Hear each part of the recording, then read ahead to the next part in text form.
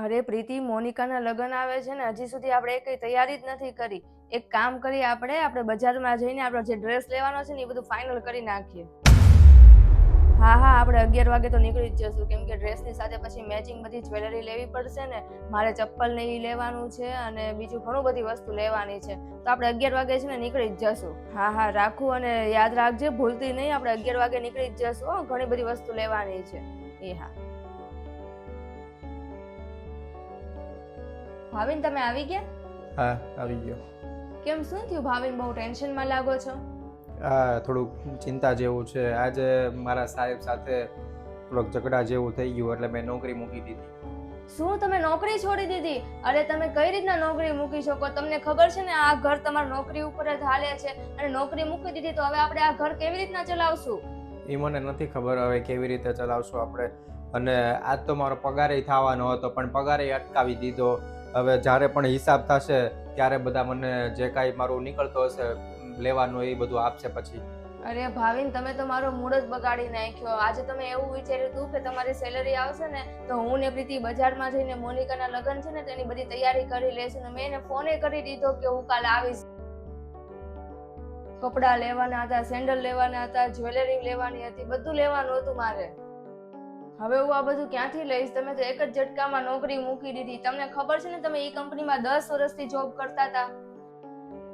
હવે તો મને એ ટેન્શન થાય છે કે તમને આ ઉંમરમાં હવે સારી એવી જોબ મળશે કે નહીં મળે. અને તમારે સારો એવો પગારના લીધે આપણી લાઈફસ્ટાઈલ કેટલી સારી થઈ ગઈ હતી. હવે એ બધું નહીં થાય તો કઈ રીતના બધું મેનેજ કરશું? ને હું તો સાવ નહીં રહી શકું. હવે એક કામ કરો, તમે તમારા સાહેબને ત્યાં જાઓ અને તમે ભૂલ કરી હોય કે ન કરી હોય, તમે માફી માંગી લો ને પગે પડી જાઓ. અને કદાચ એવું બને કે તમે જૂના એમ્પ્લોય છો તો તમને પાછાય રાખી લે. અરે મનીષા, મેં તને એમ કીધું કે મેં નોકરી છોડી દીધી છે તો તે એમાં એકવાર એમ ન પૂછ્યું કે શું કામ નોકરી છોડી, કયા કારણથી નોકરી છોડી. તે તો ખાલી બસ તારું જ તે અંદર નાખ્યા કર્યું કે હવે હું કેવી રીતના રહી શકીશ, મારા ખર્ચા કેવી રીતે ચાલશે, મારી લાઈફસ્ટાઈલ કેવી રીતે હવે હું જીવી શકીશ. એટલે મને હવે સમજાઈ ગયું છે કે આનો ખાલી એક જ અર્થ થાય છે, તને ખાલી તારી જ ચિંતા છે, મારી કોઈ ચિંતા જ નથી. અને તે તો મને ખાલી પૈસાનું એક મશીન જ સમજો છે કે દર મહિને તને પૈસા આપું તો હું બહુ સારો, અને જોબમાંથી કાંઈ પૈસા ઓછા થયા કે પૈસા આપવાનું બંધ થયું તો હું હાવ ખરાબ. અને આના ઉપરથી એક વાત નક્કી થઈ ગઈ છે ને, એક વાત સાબિત થઈ ગઈ છે કે તને મારાથી કોઈ પ્રેમ નથી, મારાથી કોઈ લાગણી નથી. તને ખાલી મારા પૈસાથી જ તે પ્રેમ છે, પૈસા જ જોવે છે. અને હું તને એક વાત કહી દઉં, મેં કાંઈ નોકરી છોડી નથી. આ તો હું ખાલી એક તારી ટેસ્ટ લેતો હતો. ટેસ્ટ? કેવી ટેસ્ટ?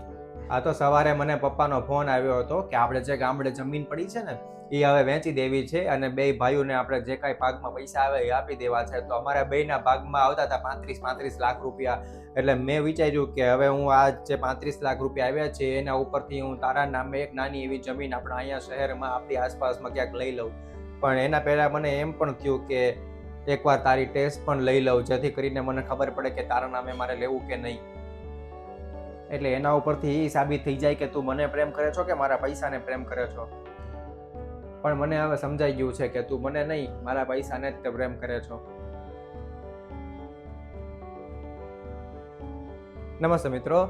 અમુક સંબંધોમાં એવું પણ હોય છે કે એ ખાલી પૈસાથી જ ટકતા હોય છે. એ વ્યક્તિને મહત્વ નથી આપતા, એ એના પૈસાને મહત્વ આપે છે, અને એના હાથમાં રહેલા કે એના નામે રહેલા પૈસા, જમીન, મકાન, પ્રોપર્ટી આના ઉપર ટકેલા હોય છે. તો મારું ખાલી એટલું જ કહેવું છે કે તમે જો વ્યક્તિને મહત્વ આપો ને વ્યક્તિ ઉપર વિશ્વાસ રાખો ને તો એ પૈસા તો કદાચ ગમે ત્યારે બની પણ શકે છે, અને જો કદાચ એના પાસે પૈસા હશે ને એ પૈસા જતા પણ રહેશે જો વિશ્વાસ નહીં કરો તો. એટલે હંમેશા વ્યક્તિને મહત્વ આપતા શીખો, વ્યક્તિને સાથ સહકાર આપતા શીખો, કેમ કે એ ઝીરોમાંથી ઉપર પણ આવી શકશે. અને જો કદાચ તમે એને સાથ સહકાર નહીં આપો, એના પૈસાનું જ મહત્વ રાખશો, વ્યક્તિનું મહત્વ નહીં રાખો, તો એ ગમે ત્યાં ઉપર હશે ત્યાંથી ઝીરોમાં પણ આવી શકે છે. બાકી તમને વિડીયો ગમ્યો હોય તો લાઈક, શેર અને કમેન્ટ કરજો.